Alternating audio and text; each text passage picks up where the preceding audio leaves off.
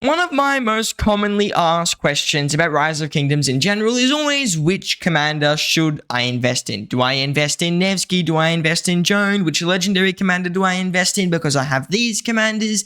It's always the most common question by a mile, and today I'm going to be updating which I think are the 10 best free-to-play or low-spender commanders in general. I'll give you 10 commanders, I'll give you a quick breakdown of them, I'll give you their best pairings, and I'll tell you why they are in their rank. So if you're interested in the 10 best free-to-play commanders for you to invest in, maybe you're a free-to-play, maybe you're a low spender, or maybe you kind of just want to know the top 10-ish legendary commanders in Rise of Kingdoms, you want to stick around till the end of the video.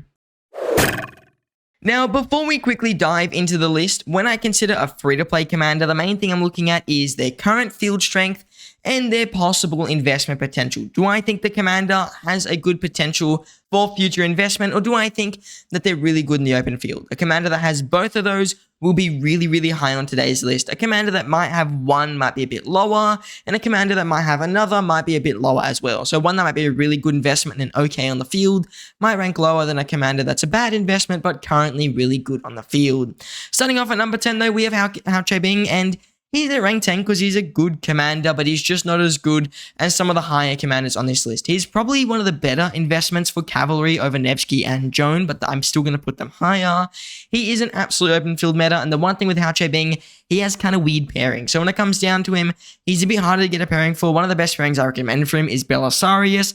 That's not very free-to-play friendly. You need 5 marchers to run Belisarius very well, which definitely makes him not so free-to-play. Or his other pairing is William, and most older accounts can have William, but a lot of younger and newer accounts, or people who don't have William, he's not very good free-to-play friendly either. So Hao Bing's 2 better pairings, they aren't really available, and in my opinion, I still am a bit of a fan of Nevsky Joan over Hao Bing Joan. Now, it can still definitely see that march working. It just probably isn't the most overpowered that's currently in the game. But Hao Bing, I think, is worthy of the rank 10 spot. Rank 10 is a really, really good position. He's beat out the majority of legendary commanders to get here, and I think that is where he does belong.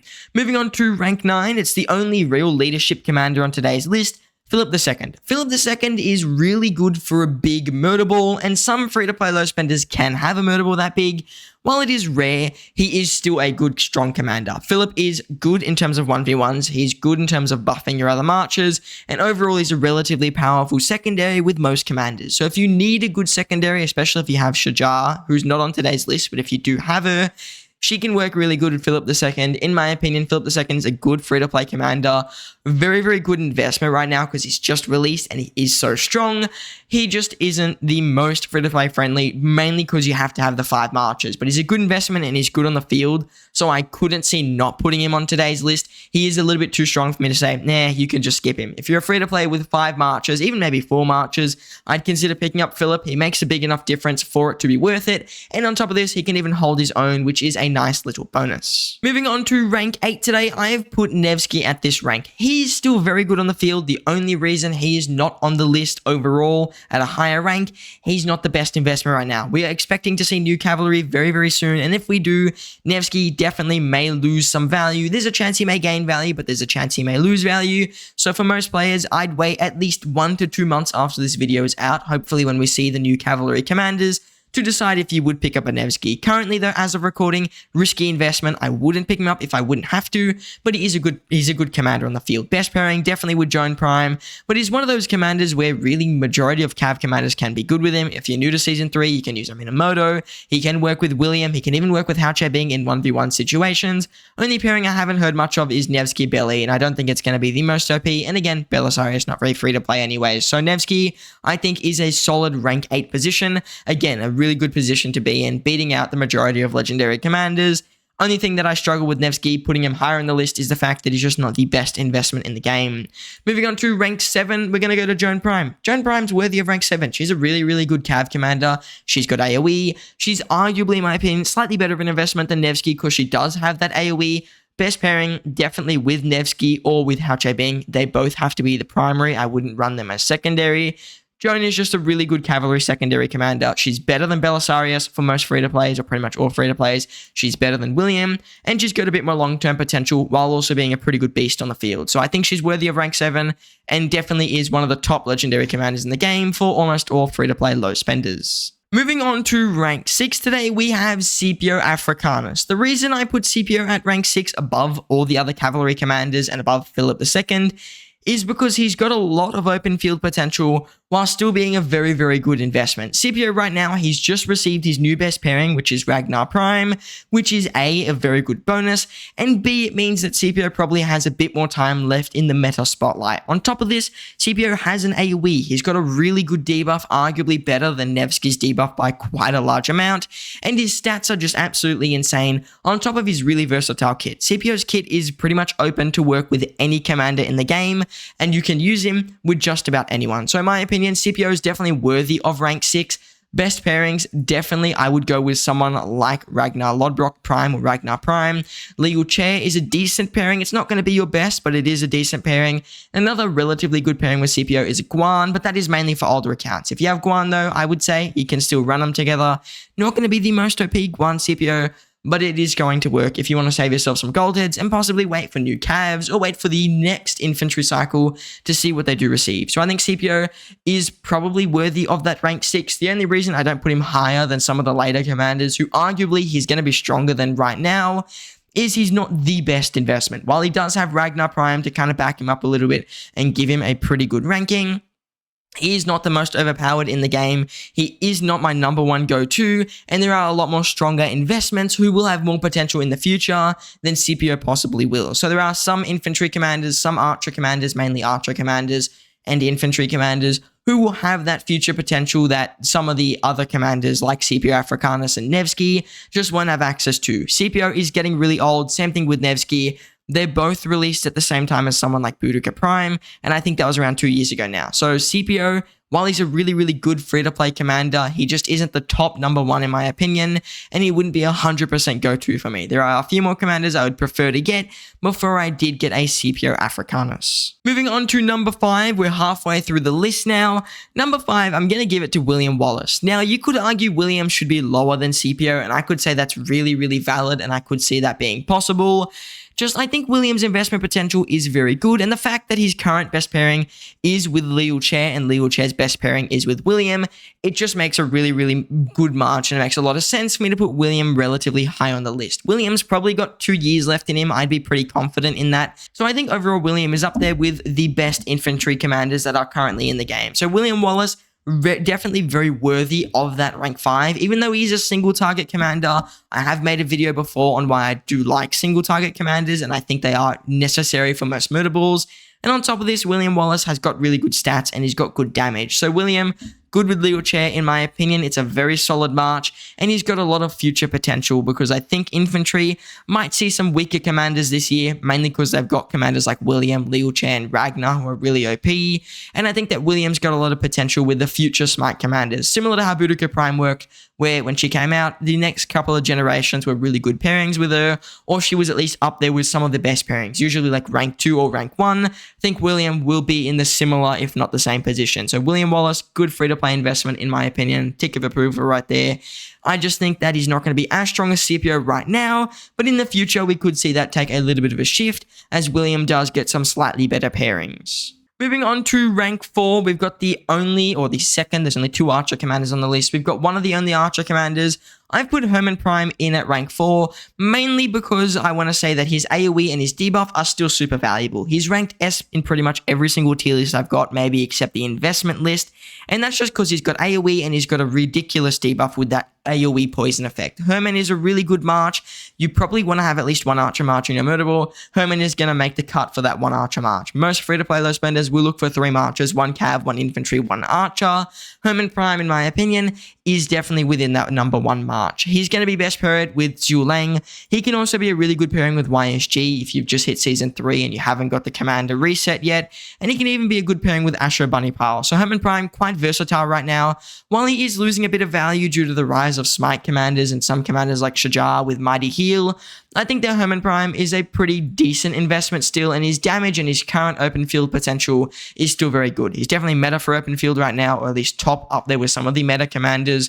So in my opinion, Herman, definitely a go-to for a lot of free-to-play low spenders. If you're looking to make an archer march, often Herman or Zulang Herman is my number 1 go-to march as a recommendation. And if you have YSG, you actually would usually get Herman first because Herman YSG tends to be a little bit more forgiving and a bit more March speed, a bit more tankiness than someone like a Zhulang YSG. So Herman is a good overall commander to invest in my opinion, for archers right now, and he's worthy of the rank 4. I think he's definitely a little bit better at the moment than CPO and William, just because the AoE and the poison debuff. He's got support, and he's got good damage and good stats, which overall makes a pretty well-rounded commander, in my opinion. Now, moving on to number 3, we're going to put Ragnar in number 3. Ragnar is just ridiculously overpowered with Scipio Africanus, and it's arguably the best March in the game right now. The only thing that stops Ragnar and Scipio from being rank 1 and rank 2 is Scipio's investment potential, and the same thing with Ragnar. His investment potential. We don't know if Lilith just put Ragnar in the game just to give Scipio a bit more life, or did they put him in because they want to continue making skill damage commanders? We have no clue, and we have to wait and see until the next infantry cycle for me to say if Ragnar would actually be a really good investment. Right now, I think he is still a good investment. I don't see him losing too much value. Like, why would they release him just for a year later for him to be just thrown off? Highly doubt it. I think Ragnar is going to remain relatively meta for quite a while, if I were to guess. And in my opinion, he's a really, really good commander right now. Heavy stats, he's got a draining effect, he's got a lot of skill damage overall, and that makes him just super powerful. Best pairing, definitely Scipio Africanus. Another thing he does lack, I forgot to mention, there's not much versatility in his pairings. It's really just use Scipio or use nobody, because Ragnar's best pairing is Scipio by a mile. I haven't seen much else work too well with him. If I'm mistaken, someone please let me know in the comments, but to my knowledge, he's not good with Smite commanders, so Liuche, William, and all that. He's not too amazing with them. I'm guessing it's because he does have some skill damage bonuses in his kit. Kinda becomes useless when you've got a Smite commander, and he's not too good with any of the older infantry because they are all pretty much too weak. Commanders like Guan don't work too well with him. Alex is not too great with him. The majority of old infantry are either too weak or they just don't synergize amazingly. The only two pairings I've kind of seen work, Scipio and then maybe Sargon or Tarek, but Sargon and Tarek are weak commanders who don't really make a cut for the top 10 on free-to-play. So Ragnar, that's his biggest drawback, stopping him from getting to the top 10, the top 2, but in my opinion is worthy of rank 3 due to his very, very new age and his crazy power, especially with Scipio on the open field. Moving into rank 2, at rank 2 we've got Zhulang. Zhulang is just one of the best commanders in the game, arguably could be the best in my opinion, probably isn't at the moment, but he's just crazy good. 5 target AoE, 2000 damage, fully in a circle, nothing else really needs to be said after that. And on top of that, he's got crazy stats and he's got extra damage, like ridiculous amounts of extra damage. So Zhulang with his whole marquee skill and the AoE factor on his main skill and the circle AoE and the 5 targets, he's just an absolute meta beast. His damage is insane, his stats are relatively crazy, and his best pairings are pretty much any archer commander. You can run a Boudica Zhulang, it's going to work. You can run Henry Zhulang, you can run Shajar Zhulang, you can run Herman Zhulang or Zhulang Herman. You can run, even Zhulang YSG does work, Ashurbanipal Zhulang. You name a commander, they're probably going to work with him. Super versatile, in my opinion, still a really good investment, and is still really amazing on the open field. So Zhulang, worthy of rank 2, just I do think Liuche does edge him out a little bit for that rank 1 position. Speaking of rank 1, I think I've said his name enough in today's video.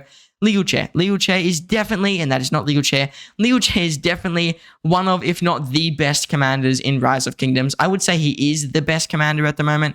He has a 5 target AoE, it has more damage than Zhulang. He is a newer commander, he uses a newer mechanic of smite damage. The only thing he doesn't have over Zhulang is he's not as versatile. I mean, his best pairings are probably with William Wallace. Also, Gorgo does work, and Scipio Emilianus, and even Scipio Africanus. All 4 of those commanders work with him. That's the only thing he lacks. He doesn't have the most pairings. Zhulang works with pretty much anyone. Liuche, there's a lot of commanders still, just not as many. But the thing that Liuche really edges out Zhulang on is the fact his investment potential is much, much better. He's brand new. I don't think there's really any risk of him falling off. He's got the smite factor, which you'd really want, and he's overall an amazing commander. On top of this, he works amazing with Alex, which is nice. He can work really good if you've just come out of KVK 2 and you're going into KVK 3 and you've got Alex expertise or at a good skill level. And overall, I think that when it comes down to it, Liuche is the rank 1 commander right now. It's pretty much undisputed in my opinion, rank 1 in every category, rank 1 for free-to-play low spenders, and is probably the best commander currently available in Rise of Kingdoms. So rank 1, I would confidently give it to Liuche and I would say I'm pretty confident with the rank 1 and 2 positions of Liu Che and Zhu Lang.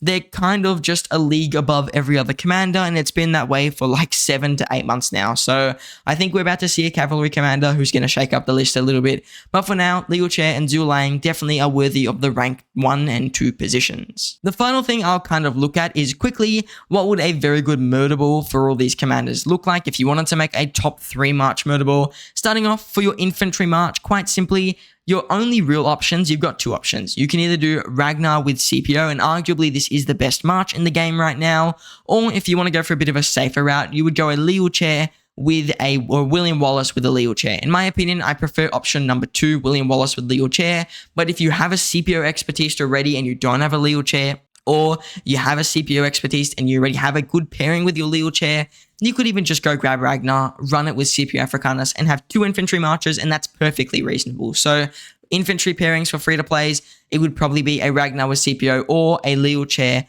with a William Wallace. I think the primary is in a bit of a different positioning there, but that is pretty much the top 2 infantry marches at the moment. In terms of cavalry, I'd only really run 1 march if you're a free-to-play low spender, Nevsky, Joan. The other marches with Hao Che Bing, they're a bit more, you want a bigger murderable for them, especially if you're not running a Hao Che Bing with a Joan. If you do run Hao Che Bing Joan, that's also a really good first cavalry march option. But Hao Che Bing with William or Hao Che Bing with Belisarius, you want to have a bigger murderable, and Belisarius is not the best free-to-play investment. So if you have a 5 march murderable, you can definitely go get Hao Che Bing.